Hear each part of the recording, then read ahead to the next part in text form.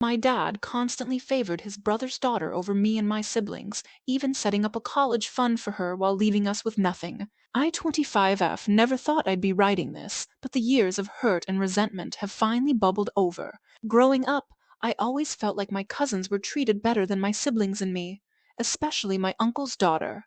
But it wasn't until recently that I discovered just how deep this favoritism ran. It started with little things. My cousin always got the best presents at Christmas, while we got practical items like socks or school supplies. She'd get lavish birthday parties, while ours were simple affairs at home. At the time, I chalked it up to her parents having more money than mine, but now I realize it was my dad who was behind most of it. The real kicker came last week when I overheard a conversation between my dad and uncle. They were discussing my cousin's upcoming college plans, and my dad casually mentioned the college fund he'd set up for her years ago. I felt like I'd been punched in the gut. My siblings and I had struggled to pay for our own education, taking out loans and working multiple jobs. And all this time, my dad had been secretly saving for my cousin's future. I confronted him about it later that evening.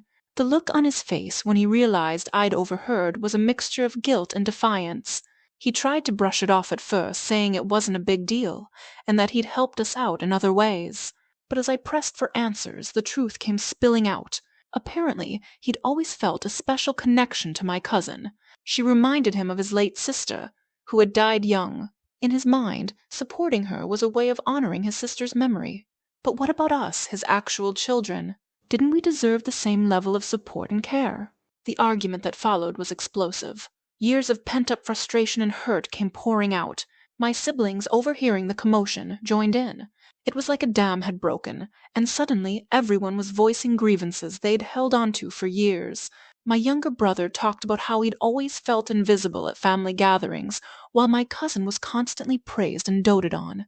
My older sister recalled times when she'd asked for help with school expenses, only to be told money was tight, all while my dad was apparently funneling cash into this secret college fund.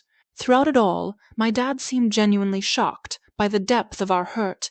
It was as if he'd been living in a bubble, completely oblivious to the impact of his actions. He tried to defend himself, saying he loved us all equally and that we were misunderstanding the situation. But the evidence was too overwhelming to ignore. As the night wore on, the anger gave way to a deep, aching sadness. How had it come to this? How had our family become so fractured without any of us realizing it? In the days that followed, an uneasy quiet settled over our household. My dad made awkward attempts to make amends, offering to help my younger brother with some upcoming school expenses, but it felt like too little, too late. The trust between us had been severely damaged. I found myself dwelling on memories from my childhood, re-examining them through this new lens. The time my cousin got a car for her 16th birthday, while I had to save up for years to buy a beat-up used one. The family vacations where she always seemed to get special treatment. Even small things, like my dad always asking about her grades and accomplishments, while showing little interest in ours. It wasn't just about the money, although that was certainly a big part of it. It was the feeling of being second best in our own family, of watching someone else receive the love and support we so desperately craved from our own father. I reached out to my cousin, curious to see if she had any inkling of the situation. To my surprise, she seemed just as shocked as we were. She had no idea about the college fund or the extent of my dad's favoritism. In fact, she broke down crying, feeling guilty for unknowingly benefiting from this unfair treatment for so long. This revelation added another layer of complexity to the situation. My cousin had always been kind to us, and it wasn't her fault that our dad had put her on a pedestal. But knowing that didn't make the hurt any less real. As word of the blow-up spread through our extended family, people began taking sides. Some relatives defended my dad, saying he had the right to do what he wanted with his money. Others were appalled by his actions and rallied around my siblings and me. The family rift that had been simmering beneath the surface for years was now out in the open, threatening to tear us all apart. My mom, caught in the middle of this mess, tried her best to mediate. She claimed she had no idea about the college fund, which led to a whole new set of issues in my parents' marriage. Watching their relationship strain under the weight of this secret was almost as painful as the original betrayal. In a desperate attempt to salvage the situation, my dad suggested family counseling. At first I was resistant. How could talking about it possibly fix years of favoritism and neglect? but as the tension at home became unbearable, I reluctantly agreed to give it a try. Our first session was awkward and emotionally charged. My dad struggled to express himself, alternating between defensive justifications and stumbling apologies.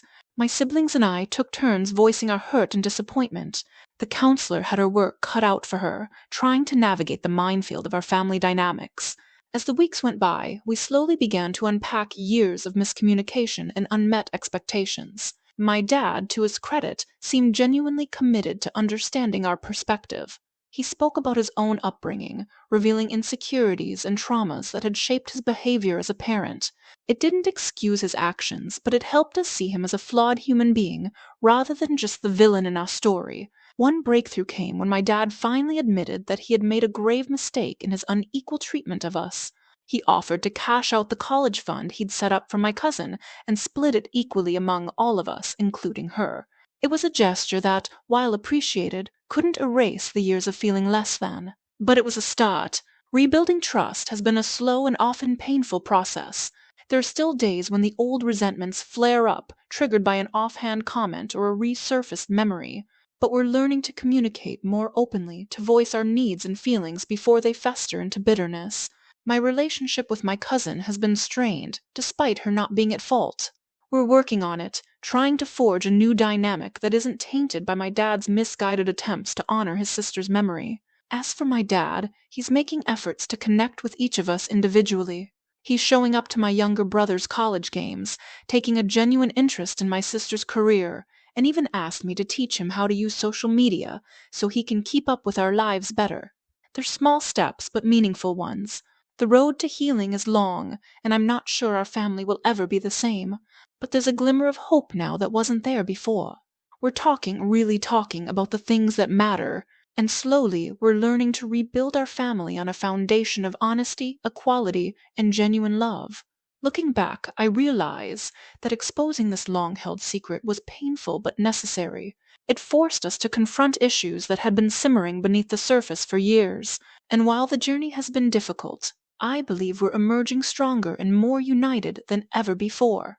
As I write this, I'm reminded of a quote I once read: "The truth will set you free, but first it will piss you off." Truer words were never spoken. But now, on the other side of that anger and hurt, I can see the beginnings of real freedom. Freedom from the weight of unspoken resentments. Freedom to forge genuine connections with my family members. And freedom to define my own worth, separate from my dad's misguided attempts at love. It's not a perfect ending, but it's a new beginning. And for now, that's enough.